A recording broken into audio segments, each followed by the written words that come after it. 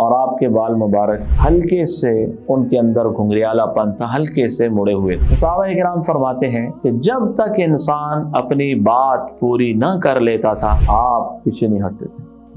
دوسرے دن میں گیا، میں نے کہا یا رسول اللہ یہ ہدیہ ہے، تو آپ نے خود بھی تناول فرمائی، صحابہ کرام کو بھی دی۔ تو میں نے آپ کے کندھوں کے درمیان آپ کی جو مہر تھی وہ میں نے دیکھی کہ محمد صلی اللہ علیہ وسلم تمہارے مردوں میں کسی کے باپ نہیں ہے، وہ اللہ کے رسول ہیں اور خاتم النبیین، آپ تیز ہوا سے بھی زیادہ سخی تھے۔ تو آپ نے وہ پوری بکریوں سے بھری ہوئی وادی اس کے حوالے کر، وہ ایک شخص کے حوالے کر، اس کو دے دی۔ آپ لہجے کے اعتبار سے سچے تھے۔